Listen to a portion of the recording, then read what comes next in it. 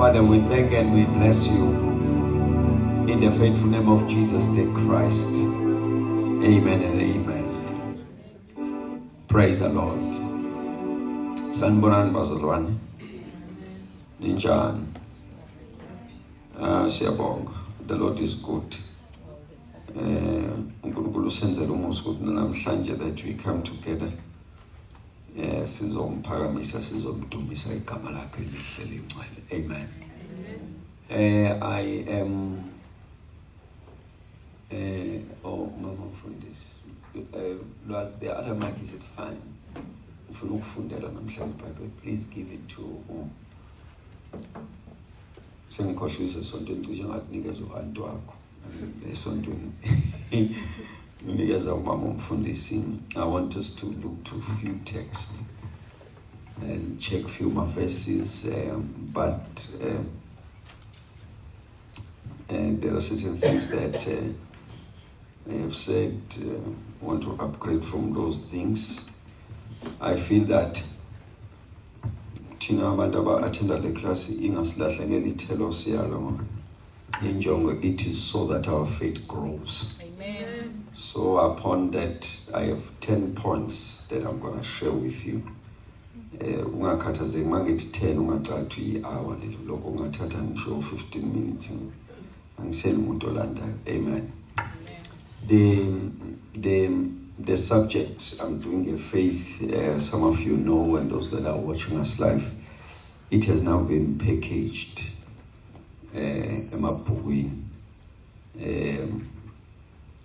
Introduction to Faith Volume 1. I know many of us have it. Introduction to Faith Volume 2. And then now Introduction to Faith, Volume 3. And then we have a Zulu one, Isingeniso or Kolweni, Mqingo Kala, which is Zulu translation. And also Volume 2 now, so it's in in Zulu. Amen.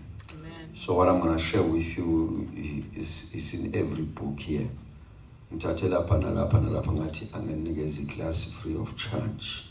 Amen. So that Hebrews 11:6. Yehlisani le amaki iyakwazi ukwehla noma hamba umngane, because I think the feedback is coming from that one. Le amniyeke nje khona bezozo basemakhaya. Siyabonga kakhulu bazalwane. I've been informed that kunabantu abaloke beqala bayenza kuthiwa Facebook account bafaka ikhanda lami. Umuntu mayibona athi how i-prophet yang invite accept. Mawuqeda accept to yang inbox. Afika prophet. Akushaya ngeprofet ezimbala. Mawuthi amen aphuthuma indaba yemali. Ukuthi ifake seed. Praise the Lord. So I want to make it clear to those that are watching us live that how I function has got nothing to do with money. First point. Amen. Amongst the prophet that you know, I'm one prophet who does not collect money. Asikis prophet osame samba nemali. Zonke prophet osame imali seceleni. Imali abantu bayangipha nje akudingi ukuthi ngiyicele. So angiyiceli nje imali. So mawutholi inbox enebuso bami ikutshela indaba zokuplant a seed owazi ukuthi uhlangane noSathane onamabibane nezimpondo ezijijekile.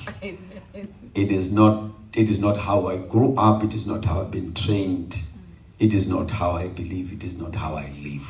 Kokucela izimali zabantu. Ngeke ngathi ngingazicela isihlezi kanje bese ngizozicela ngesiprophet ungalibona njani izulu. So I'm just saying to those who have been receiving invites on Facebook, mawuthi accept besethi angikwazi kodwa uNkulunkulu umbuli lo wazake iProphet. iProphet izokunika amavesi, ngeke icele isithi ngeke icele lutho. Ngalokho ingakudayisela incwadi le enekhanda layo ngathi ngoba sekuphelile. Amen. So I think I must make that one clear so that uthola leyo invite yomuntu oclaim to be a prophet bese eyangale uthi awusigebengu sizwile ngawo usitshelile uprofeti wangempela ukuthi cha wena uyisigebengu. Amen. Hebrews 11 verses number 6.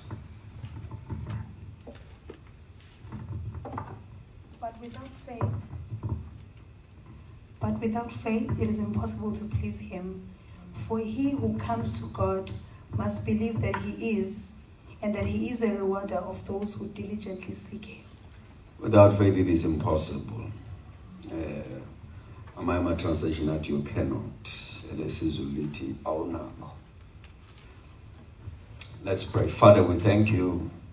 We pray for enlightenment in the understanding of the subject. We pray for your grace, oh God, that we leave this place edified. In Jesus Christ the name, amen.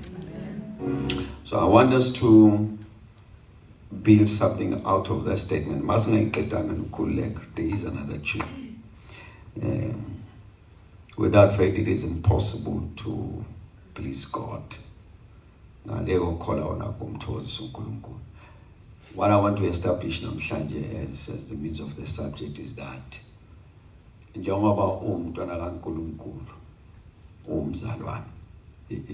going to give you a picture of what kwenzakale.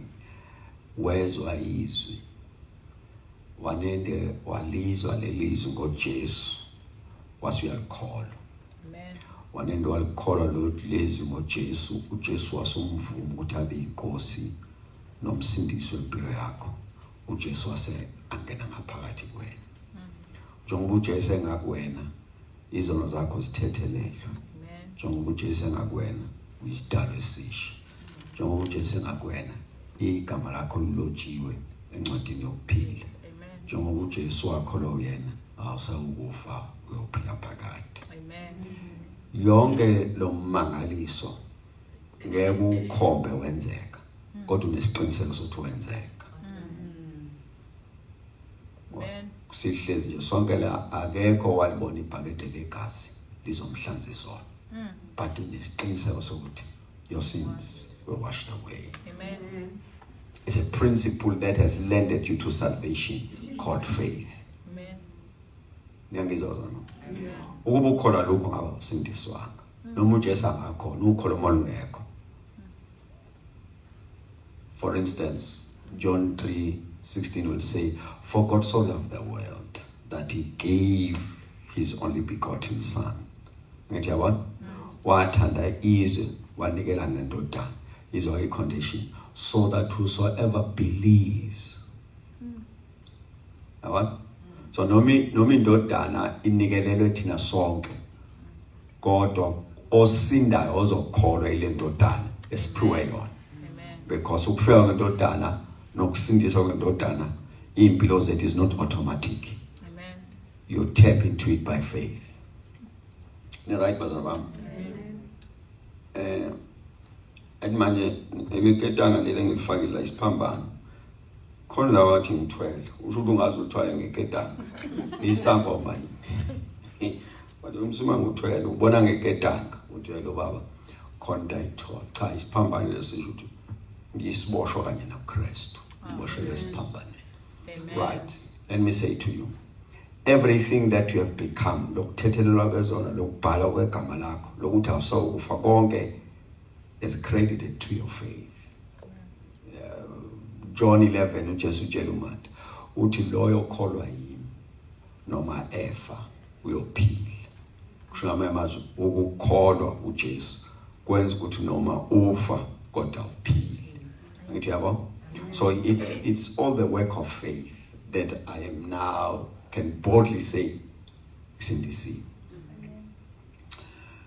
Romans 10:10 will say to us, ukholwa ngenhliziyo kube ukulunga bese kuthiwa uvume ngomlomo usindiswe. Ephesians will uzangqina lapha athi ukulunga lokho ukulunga esiyikho athi akusikona kwethu ukulunga esinakho ngokukholwa. Usho ukuthi yonke into nje esiyona ensindisweni ungalingi uyifake imisebenzi. Yonke iphume ekukholweni bese iveza imisebenzi. Akusimsebenzi eveza ukukholwa. Amen. Right? Amamazi kuthiwa la kamsindisi uqale into uyikholwe bese uba yiyona. Awubi yiyona bese uyayikholwa. Uqale manje makuthiwa uqale uyikholwe bese uba yiyona, le statement ufuna usithathe kanje. It means that uthi ungakalungi make wakholwa uthiwe ezulwini solungile. So that uma sekuvela imisebenzi yokulunga ivele ekuthaneni sosuke wakholwa. So the new identity yokuba umntwana kaNkulunkulu oyithatha ngokukholwa, lokukholwa lokuthatha lokuba umntwana kaNkulunkulu kuthi mase bekubona uright bacabanga ukuthi ikhathi ulunga kanti ukulunga okungaphakathi sekuphumela ngaphandle. So uqala ukubambe ngokukholwa lokulunga kube ngakuwena bese kube ikona okuforsa ukulunga kwangaphandle. Right bazalwane bami? If into iyona ivele yaba iyona ukholwa lungekho izophunyuka. You know, we have a background. Mina isonto lasekhaya kuseyilona namanje. Isonto lasekhaya isonto lestrong kakhulu. Elalifuna ukungibhathisa lento noma wena ungayikholwa ifuna ukukwenza lifuna ukukwakha. Yabona mama nina nifike manje sekumnandi sonto thina sifike kunzima. Angifuni ukunimoshela isikhathi senu ngiyazi nijahile kodwa nginganixoxela nje kodwa thina le sontweni odangala bangaqoko. Niyawazi udangala nithi amajini. Thina sifike esontweni odangala bangaqoko. Thina masifika to insizwe njani eqoka udangala. Khona amabhulu akafika nwazi ke igeneration yamanje asendele igama kwathiwa obhebhe. Umshumayeli aqede 30 minutes elona obhebhe. Umshumayeli. That's when we came. Masifika la. Basifika bebefuna ukufaka izinto ezingekho ngaphakathi. Basifake ngaphandle. They wanted to paint us with what we are not. Manje ke ukholo mase ufika ukholweni ukholo luyakuthatha ke ukholo luthi yabona njengoba manje umzalwane so ukholiwe bese lento izokuphuma ngaphakathi ivele ngaphandle. Amanyazi, that's where I'm going to start. You are a child of God by faith. You are born again by faith. You shall inherit eternity by faith. Igama lakho lilotshiwe encwadini yokholwa by faith. It's all the work of John in Hebrews 1:11 will say ngalokho ukukholwa kuqiniseka ngezinto ezithenjwayo ubufakazi ngezinto ezingabonwayo.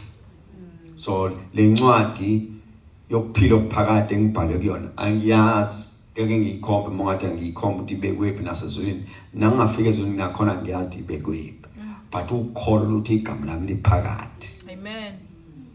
So ke kuthiwa ke that faith is not only faith for you to live eternally, it must be also a faith that will cause you to live here on earth.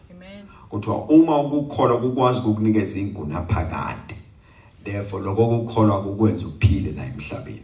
Injalo na Romans 1:17 awufunde mama Romans 1:17. For in it the righteousness of God is revealed from faith to faith, as it is written, the just shall live by faith. Kuthiwa ukulunga kaNkulunkulu kumbululwe kususa okholweni kusisa okholweni njengoba kulotshiwe ukuthi olungileyo uzophila ngokukholwa. Angithi yabona? Kusho ukuthi ke lento yethu yokukholwa bazalwane bami singayigcini enkonzweni. Akusiyona yokukhonza kuphela, eyokukhonza nokuphila. So that in every area of your life your faith is able to give you answers. Niyayizwa yona? Ifuna unqaba ukuthi lento yokukholwa into your mind in a picture yokukhonza. No. Sikhonza ngokukholwa, siphila ngokukholwa. This is hey man. Ngifuna ngiyibeke kahle ingaphunyuka. I'm saying wena njengomntwana kaNkulunkulu this is what you must know. Ufuna uyibhale nje enhlizweni yakho ukuthi ngiyikholwa by lifestyle. Njani na? Because every result that I have in life I am a product of faith. Amen. Then upon that, claim ukuthi no, ikhona because izinto enginazo zomkhiqizo wokhona. There is a statement that I made ngijabule ukusibona si trend ku Facebook simple nje sithi ukukholwa kwakho kukwenzeleni. You know, I point out this is because of faith. And now mabasibhala le statement got this trend last week. Mabasibhala nami ngisibukile ngafaka pause and then I check my life, what my faith has done for me. My first answer was that it has given me eternity. Yophila phakade. Before everything that I see, that I have. But the first one, that's why it starts. So now, ngokwama-Roma kuthiwa ke lolu kholo kuyindlela yokuphila. Kushuthi in your daily life there must be a trace of faith working for you. Ngoba empilweni yakho uma unemphumela ongeke ukwazi ukukhomba ukukholo kulona, izodependa kuwena to sustain it. Kanti uma unemphumela ivele ukholweni faith will sustain it. The right person about. So I'm saying lento yethu yokukholwa ke ngokwesibhayibheli is a lifestyle. So much that the statement is awusisho phakathi kwenu namhlanje. So much that in biblical terms, one of the sins that is punishable is unbelief. In a record eBhayibheli, ama record eBhayibheli asikhombisa into ebuhlungu kabi ukuthi so mawubheka nje embhalweni lento ongakholwa uNkulunkulu unesihluku when he punishes it. Amen. Well, never long is isihlalo labantu bankosi bahlale, please put on add more chairs. So much that when you check, I'm going to show you two things. The book of Numbers 20:12, that one you know, Balepans. uNkulunkulu uthi Moses no Aaron hamba niye edwaleni mfeni khulume kulona. Nizidwala khipha amanzi nangaphela hamba. Fike edwaleni. Dwala balishaya kunokuthi bakhulume nala. Ngithi niyasazi story. In verses number 12, God is coming to them after that. He says to them, then the Lord spoke to Moses and Aaron and said, because you did not believe me to hallow me in the eyes of the Israelites, therefore you shall not bring this assembly into the land which I had given them. Note the statement of God. uNkulunkulu uthi la iplani ukuthi siya ezweni lesethembiso ngihamba nawe Moses. Manje ma ufika la kutestwa ukholo lika Moses ukuthi le ndlela yonke uhambe ngokholo noma ngenduku yini. Because manje sekufuna athathe induku ayibeke eceleni athathe izwi and it's going to call faith now. Ayisafuna amandla. The right bazalwa bami seyidinga ukholo ukuthi athathe amazwi athi manzi phuma awathathe uNkulunkulu awashedale lento ayisadinga isandla sakhe ayisadinga amandla akhe seyidinga ukholo ukuthi akhulume edwaleni idwala likhipha amanzi. Ngokwama record uMoses wamema phambi kwedwala washaya ngenduku. Usho ukuthi uNkulunkulu mayemtshela ukuthi kwenzakaleni uthi hayi into esiwenze kusuke wangangikholwa. He said, because of that, you do not qualify to take this assembly to the promised land that I have given them. Amen. And look at the weight of the punishment. You know, here you're talking about Moses, not just. uNkulunkulu wakwasha statement is strong in Moses wathi uzoba njengoNkulunkulu kumfowenu uAaron. Note the statement. uNkulunkulu wathi kuMoses, hayi Moses ekhuluma ngayo Moses wathi uMoses abantwana bayiIsrael bazi indlela zami kodwa uMoses isikhuluma naye. Ayishaba?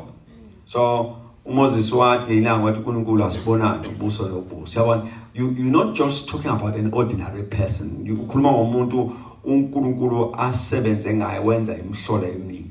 And as far as I'm concerned, this mistake leli phutha leli befanele axolelwe kulona. Uma ubheka ulwandle olubovu, yabona? Uma ubheka eGibhithe inhlupho ezishumi, mobheka yonke lento uyabona ukuthi uNkulunkulu akwazi nje ngalokho ukuthi uthi khuluma shaye bese uthi ayangena. And then when you go to the text Hebrews 11:6 uthi for without faith it is impossible to please God. So uNkulunkulu when he's not pleased, and there's no excuse with that. You look at the pictures and buka nje imhlola yenzile upon that befanele kuthiwe inkosi hayi man buka izinto azenzile akangena salo so lungisa lento nje I overlook uqhubeke naye. uNkulunkulu wathi asiqhubeke nabangakholwa because it's a journey of faith. Amen. And when you go to Luke 1, man, bengithi ngizenza ngcono umama akangifundele kodwa ngiyabona ukuthi ibuyaphunyuka. When you go to Luke 1 verse 20, it's a statement and esenziwa ingelosi. Isenza kulo baba uZakhariya. uZakhariya uhlezi ethempelini. Ufika ingelosi kuyena ithi hey, imkhulu yakho uNkulunkulu uyizwile. So nizothola umntwana ninonkosikazi wakho. Uyaphendula umpriest uthi hawu sesibadala kakhulu akubona ukuthi lonto isangenzeka ukuthi sithola umntwana. And in verses number 21 this is the response of the angel. He says, but now since you did not believe what I have said, you will be silent and unable to speak until the child is born. For my words will certainly be fulfilled at the proper time. Look at this. Lengelosi ikhuluma nompriest. Ikhuluma ne-general audience. Ikhuluma nompriest etempelini. Umpriest in our terms ngathi ikhuluma nomfundisi, ikhuluma nomuntu ohola ibandla. Ithi kuyena lalela nceko uNkulunkulu umthandazo wakho usewuzwile uzothola umntwana. Ithi nceko hayi lalela ngelosi hayi no. At this age is impossible. Now I'm saying to myself, but the angel was very harsh. Ibonisana naye kwazi uvele ithi harmful. And then it triggered to me that no, ushuthi abasezulwini bane system yokusebenza because babuka lo priest whom by Leviticus, I think it's clear in Joshua, there was an instruction that when the church comes together, the priest will read the scrolls. Yeah. So wonke umuntu osonda la owazi iBhayibheli ulazenga lo priest. Says one. So mawufika la bazo umpriest kuzohlangana. That is why uzothi uJesu wangena esinagogeni bese kuthiwa an attendant gave him the scrolls and then he began to read the scrolls. It's a system. So ingelosi, when an angel came in the picture of an angel is that now that I have come in to speak to this what do you call mfundisi weBhayibheli kuzoba lula ithi uzokhulela uthi lo unkosikazi wakho umthola umntwana uthi lo hayi nosibadala kakhulu ingelosi asingayina ukuthi thula ungasakhuluma kusuka namhlanje ngekusakhuluma uyozikhuluma sekufikile umntwana. So I'm saying my argument ngiphoxekile kulesigameko ngoba ingelosi ufuna yenze indlela yokumconvince. Now ngiyazibuza ukuthi why Paul ingamconvince? Then manje I landed to a situation ukuthi lo mama bekufanele mayithi ingelosi uzothola umntwana abuke age yakhe abuke yagogo unkosikazi wakhe bese enze reference ngoAbraham lo ahlala emfundela abantu. Amen. Ayilo Abraham hlala emfundela abantu. Lona abantu lesontela bazi ngoAbraham utho athi angabahlangana athi uAbraham wathi semdala ay wathola umntwana azabatshela ukuthi kwathi noma isibeletho sifile nomzimba sogugile kodwa uAbraham azanganyakaza okholweni lakhe efundela abantu. Mhlawumbe ufika ingelosi ithi akusezuba into oyifunda kuphela. Now you're going to experience that. Ngamamazi makukhulunywa ngoAbraham sekuzothi uAbraham noZakhariya sebebadala. So nayi picture befuna ingene befuna down ngangane emlandweni. Uthi yena hayi ngeke kwenze yathi ingelosi ake usho wrong ngoba wena ufundisa abantu uAbraham. Therefore ungcono uthula ungasakhuluma. This is the first part that I want you to see. Ngempela, Hebrews 11:6. For without faith it is impossible to please God. You must be in faith for heavens to be pleased about your life. Never. But on the other side, I look and I'm saying to myself, why ngelosi umvalo umlomo? Because ngifuna ngithole kahle ukuthi bengeke nikwenziwe ngenye indlela. Ukuthi ayithiwa nokulungile mongakholwa is fine uyibona kodingana ngoba umakholwa ngokubona. But ingelosi ithi akavala umlomo. Now this is what is happening. According to 2 Corinthians 4:13 izothi ngalokho sina umoya ukukholwa ukuthi sakholwa siyakhuluma. Therefore, because we believe, therefore we speak. Now note here. This then points to the weight of confession. That everything declared is coming from faith. Amen. Right, Bazalwane? So, yithi ngelosi uma lo baba angaqhubeka akhulume iyofela emathundwini lengane. Bazalwane, please. Yithi ngelosi why ingelosi ivala umlomo iuvaliswa, that's a weight of confession. Iuvaliswa ukuthi uma aqhubeka akhuluma iyofa seyisesibelethweni ngane. Because uzobe declare faith yakhe kanti eBhayibhelini kuthiwa you shall have whatsoever you say. Abasezulwini abaphambana nembhalo bami phezu kwama declarations. Now I'm saying to you, ingelosi ithi no, lo nto efanele siyenza asemvala umlomo athule. Umlomo uyovuleka mhla ivuma le ayitshele iphika. Amen. Ngiyabona? Kwathi makuthiwa kuyena ingane eseyifanele iqanjwe amagama kuya-agwisha kuthiwa nokunesystem yale khaya amagama ilawa nalawa. Kwathi kwasekuthiwa wathi umama ayinikezani baba kubuye mnikezeni ipeni abhala. Wanje maye ebhala ethi John eqeda ukufaka u-N kwavuleka umlomo. Because he was now coming into agreement with the declared word. Amen. So I want you to see the principle of faith here. But I'm just adding that one of confession, that it was so important that the angel had to say, awusezokhuluma lokukhuluma kwakho kuyingozi. Lokukhuluma kwakho will cause miscarriage. Lokukhuluma kwakho kuzosenzela inkinga. Thula until what has been declared iyafezakala. Nikhona bazona bami. So much that I'm going to add something else there. Ngiseklasini serious. So much that I check usisi lethu uMaria. Oyikholwa lika lo baba lesikhuluma ngayo. uMaria ukhonza le ekhaya, umfundisi wakhe yilo ovale umlomo. So uMaria uma uthi uyakholwa, ukholwa ngoba ufundiswe yilo mfundisi. Yonke into ayaziyo uyifundelwe la eThempelini, eyifundelwe lo mfundisi. Kufika ingelosi kuyena. Le kade ifike kumfundisi, ifika kuyena ithi Maria uzokhulelwa. uMaria uyayitshela ukuthi ingelosi kanjani? Ithi ingelosi umoya kaNkulunkulu uzohleka phezu kwakho. Bese avela athi uMaria ube kimi njengokusho kwamazwi akho. And then I'm saying to myself, there's a serious problem between this pastor and this belief. There's a serious problem. Kusho ukuthi priest teaches what he does not believe. The priest lento uyayifundisa ngoba iformat yala uyakhonzisa. Obviously usho ukuthi ukhonza akusiwona ukholwa. They're looking to this life. Yalo mobheka lo mpriest ongavuma ukuthi no ukuthi uyakhonza usho ukuthi uyakholwa, because sekufike izwi akhonzisa ngalo li reality wali reject. Kodwa uyena obhize akhonzisa ngalo ukuthi uAbraham esemdala wathi emdala kodwa bathola umntwana, ukhonzisa ngalo lelizwi. Uma lelizwi liqhamuka lizoba ubufakazi, lizoba reality kuyena uya reject.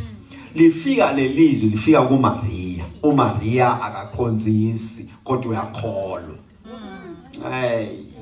Maria akakhonzisi la tempelini, uyakholwa, uyikholwa le makufika izwi kuyena kuthiwa nanku umangaliso uthi uMaria hayi mase kufika izwi simple makube kimi njengokusho kwamazwi akho. Nikhona bazalwane. That's where the principle of faith will work for you, because ukholo luzonqaba ukuthi uwazi ungabi wona. Mangiphinda When faith knows that you know the word, faith will say that the next step, become it. Mangiphinde wasana ukholo luthi uma sowulazi izwi luthi okay, I'm glad you know it, bese luthi iba yilo, so that akusilo izwi olikremile but izwi that has become a reality and an experience and a testimony to your life. Ukholo lufuna ukuthi uthole i-reality of the declared word, so that izwi kuwena akusiyona nje inkulumo emnandi kodwa it is what you must become. Let me simplify that one.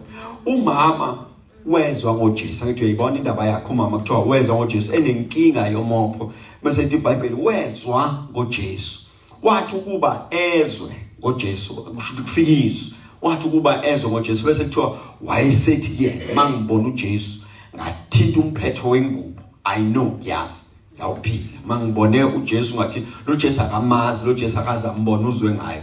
Uma esezwe ngoJesu lwase lithi ukholo yazi ukuthini ke, ungaqhubeki ube nje unoJesu nje.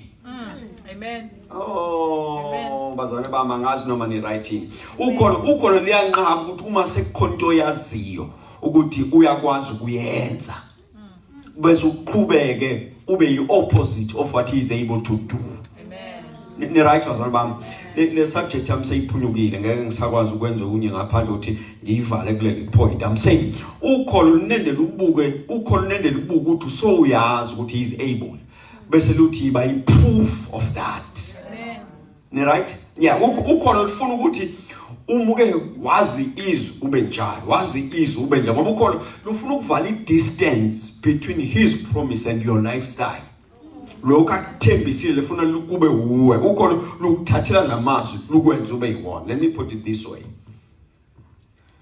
Umama wezwa ngoJesu akholwa, lathi ukholo lo Jesu nje uvusa abafile, lo Jesu uvula amehlo empumputhe, usumisa ishosho, uhlambulula abanochoko, wezwa ngoJesu. Angithi uyabona lwase lithi ukholo pho wena ungaqhubeka kanjani ube nje uma lo Jesu ekwazi ukwenza lokho.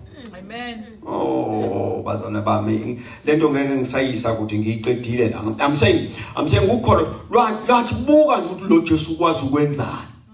Lwase lithi pho wena uvumelana ukuqhubeka ube nje uma uJesu ekwazi ukwenza lokho. Because that ukholo is in you so that it pushes you to become what has been declared. Ukholo lufuna ube nobufakazi bokuthi yonke into ayishoyo iyiqiniso. Ukholo lufuna ukubambisa lokho akushilo, lufuna lokho uNkulunkulu akushoyo kube sezandleni zakho. The only way to access it and become it is through faith. Amen. Manje ke kuthiwa ke leli verse esivule ngalithi ngokuba ngaphandle kokukholwa awunako umthokozisa uNkulunkulu. The statement is simple. Kuthiwa when you show up before the Lord, he checks faith. Mawuvela phambi kwenkosi ibheka ukholo. Mawuvela nje ngamamazi noma uvela uyakhala ifuna ukholo ezinyembezini, noma uvela uyamemeza ifuna ukholo ekumemezeni. Yabona? Noma uvela noma nje wavela phambi kwenkosi, inkosi ithi kulento engiyibonayo luphi ukholo, because he is going to respond to faith, because it is the only principle that pleases God. Ifundiswa zithi leli gama lithi without faith it is impossible to move to please God. More time ngathi without faith it is impossible to move God. Kusho ngamamazi once you produce faith, God has a reason to move. Because uma ezonyakaza kufuna nyakaziswe ukholo. Awubazane bami ngithi uJesu nje ngamamazi lo move lo usho to get God's attention. It requires faith. If faith iyone ekubambela yena ngoba ukholo lumise ngamanga. Amen. Luthi lukwenza lumise uJesu wathi ezambela nje kwafika umama okholiwe wabamba umphetho. Mayibamba umphetho lo mama okholiwe ithi incwadi engcwele uJesu wezwa amandla aphuma, kusho yena uJesu ngoba leli iBhayibheli wathi waqalaza wathi ubani ongithintile, bathi abafundayo inkosi lombuza usi right ngoba sonke sincika kuwena, kusho ukuthi sonke siyakuthinta. Wasethi uJesu no ayisi problem le niyangithinta nokubathi wasethi fakazana. Ngoba uJesu uyazi ukuthi ngoba le touch engisibuyizayo ayisi normal. Ngifuna ukwazi ukuthi ubani ongithintile, bathi bonke bayangithinta. Wasethi to be sure anifakazeni. Kodwa ke ngesibhayibheli kubhala ukuthi wathi ngizwe amandla ephuma. Ngamazi ningithinte nonke kodwa ngicela uphunyelwe amandla. And I want you to see that la mandla aphumela lo mama had no appointment with Christ. Amen. Yeke appointment lo mama beno Christ babengabhekene. Yekubhekana lo mama akazange miss uChrist. uChrist ubeka busy nento njengoba nje uba nomthintisho ukuthi uyaphithizela la ubusy nento zakhe kodwa ukholo lwathi noma engabhekana kodwa ubhekile lathi noma ungamisanga kodwa umile nikhona bazalwane bami lathi ukholo ungabusathandazela themba mina ngoba ufunala yonke lento abayisho ngayo ube yona. Because ukholo is intentional about you getting a result of every declared word. Amen. Lonke izwe limenyeziwe, lonke izwe likhulunywe, lonke izwe lishayeliwe, ukholo luthi wena uzoba njalo. Yenza njena nje, manje nje wavele walikholwa, seyekela kumina ke, sengizokwenza ukuthi ube nalokho okukholiwe. Ngeke ngafundela enye ivesi lapha kuyena ulokhuzana uLuke kusho usisi lo uMaria wathi ubusisiwe owakholwayo ngoba uzoba nokugcwaliseka kwazo zonke lezi zinto akholwa yizo. Zonke I make an appeal. The pleasing life is the life of faith. Amen. Nothing else. Amen. The pleasing life. Shona ngamazi fana nje inkosi mayithi ithi bheka kuwe ithole sokholweni bese ithi anganzelwane. Ngiyamazi kusho ukuthi inkosi vayima ibheka kuwe ithole sokholweni bese ibuza ukuthi ufuna. Because it's a principle that pleases God. Nikhona bazalwane bami ngamazi make nje wakholwa ukuthi uNkulunkulu uzokwenza. Make wakholwa uNkulunkulu namandla okwenza ukuthi uNkulunkulu I have a reason to attend to this because akufuna hlale ekholiwe without manifestation. Amen. Uba ngaphandle kokukholwa anakuthokozisa uNkulunkulu. I'm going to continue on Tuesday looking to the subject of faith because my prayer and my desire is that you must have results in life. Amen. Nothing else. Nothing below that. You must have good results. Funa abantu babuza ukwenza ngani bese ngiyakholwa. Bathi hayi nathi siyakholwa ukuthi kushena ama levels. Bathi akushena ama levels. I understanding yet your call ayifani. Mina lo lwami is about results. Amen. Praise the Lord. Amen. That's all for today, Pastor Bam. God bless you. Thank you for coming. Let us close. Let's receive the offering as we are closing. Amen. Amen.